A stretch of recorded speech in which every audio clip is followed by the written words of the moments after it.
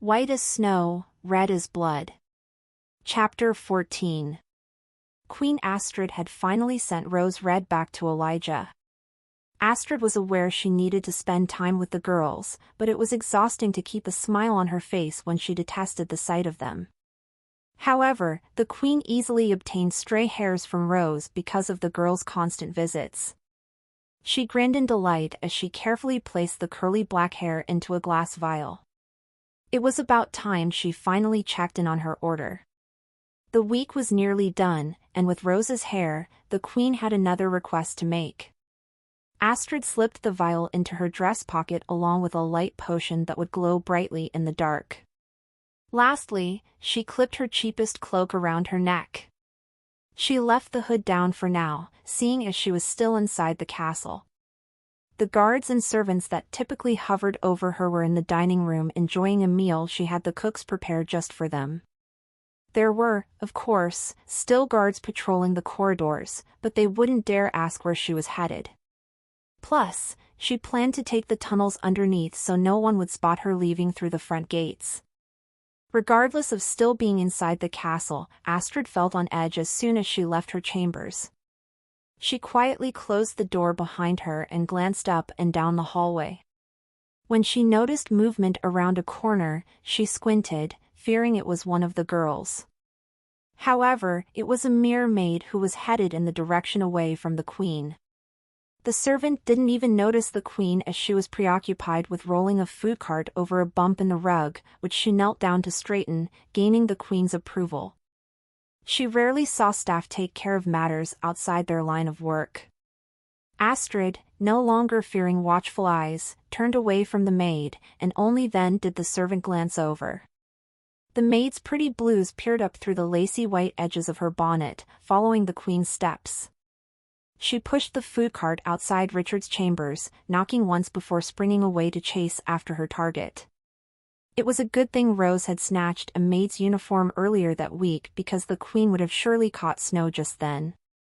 Unfortunately, Snow wasn't sure how to remain unnoticed once the queen left the castle.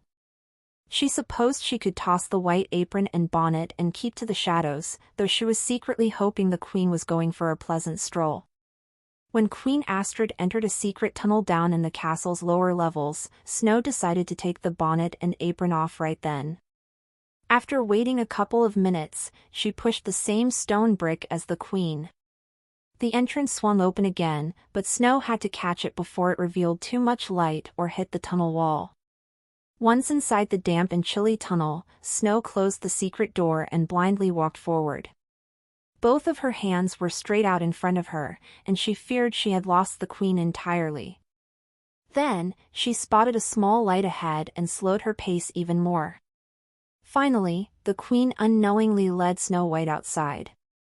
It was bitterly cold, but Snow preferred the fresh air to the dark, cramped tunnel. Having no cloak, Snow clutched her arms close to her chest, grateful the uniform had long sleeves at the very least. While the queen took the easy path down the road, Snow tiptoed in the greenery. The further they went, the more Snow knew this was the night she and Rose had been waiting for. Queen Astrid, now with her hood pulled over her head, walked with purpose towards the wizard's house, passing other houses and wooded areas along the dirt road. Thankfully, anyone who was out and about didn't bother her. She had a fire in her eyes, so no one dared to approach her, even though she was clearly rich and this part of the kingdom was known for its thieves and cutthroats. As she entered the hermit wizard's house, far away from the rest of the village, a bell rang when she opened the door. The plump man hobbled out of the back room and smiled when he saw her. "I thought that might be you," he said, carrying a small object wrapped in a velvet fabric. Astrid stood directly in front of his counter and eyed the bundle. "Is that it?" The man's grin spread further up his cheeks as he let the fabric drop, revealing an apple as red as Rose Red's lips. The queen lifted the fruit and carefully examined it. Most enchanted objects had a slight shimmer, but this apple didn't appear extraordinary. "And this will rid me of my enemy?" she questioned with one eyebrow raised. The wizard stared at his masterpiece, nodding fervently. "Yes, and only they will fall victim to its power. They will be like a corpse. Like a corpse? I want her dead, not forever asleep. The man winced at the queen's raging shriek. He quickly explained further. Yes, I remember. But this was the best I could do. I swear no medicine or magic can awaken her. And without food or water, she will perish, and everyone will believe she has died as soon as she takes a bite. Astrid studied the apple again.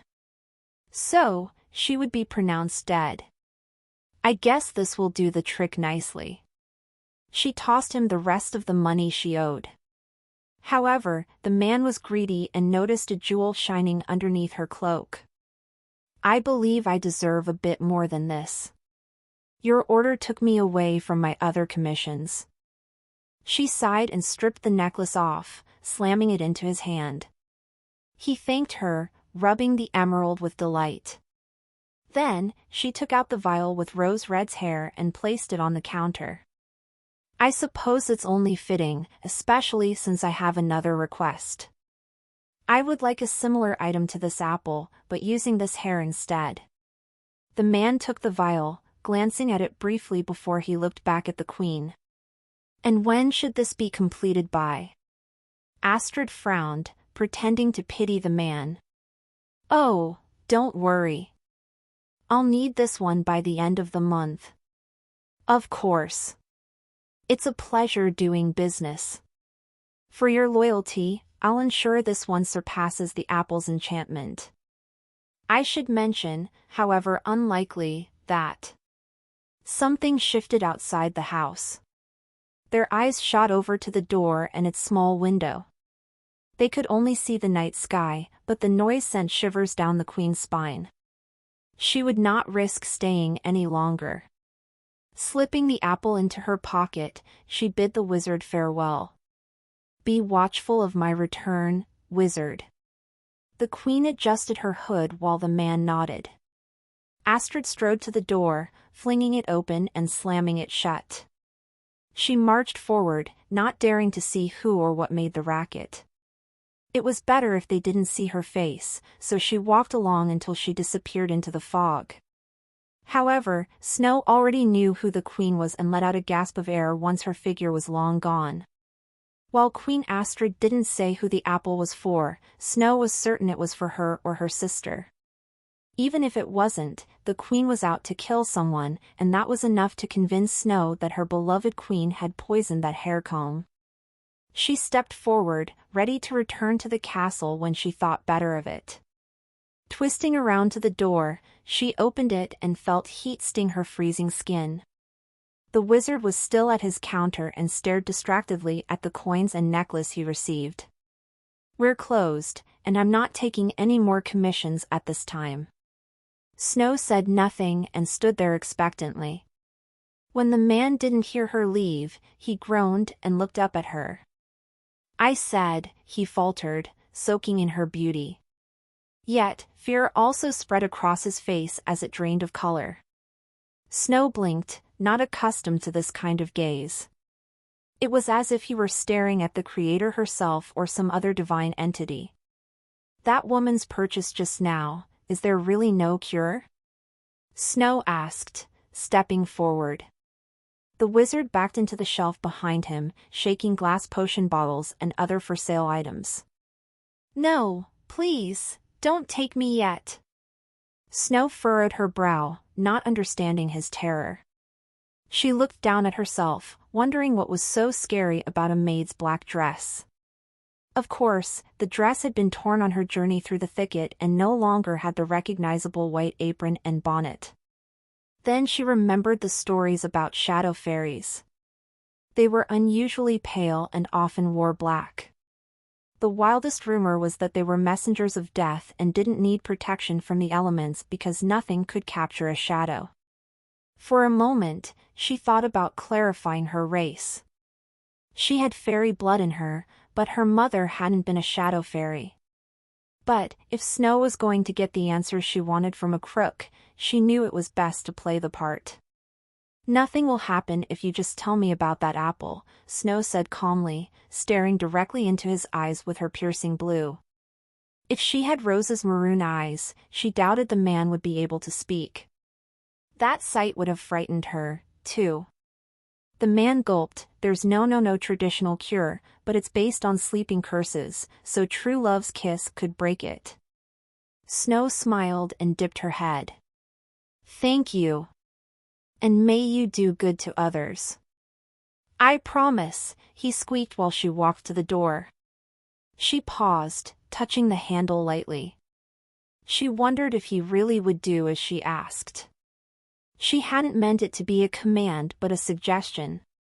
Admittedly, people had previously compared Snow to an angel, but it was strange to have a powerful wizard believe she was a harbinger of death. She felt guilty for making him fear for his life, yet she hadn't lied about anything or threatened him.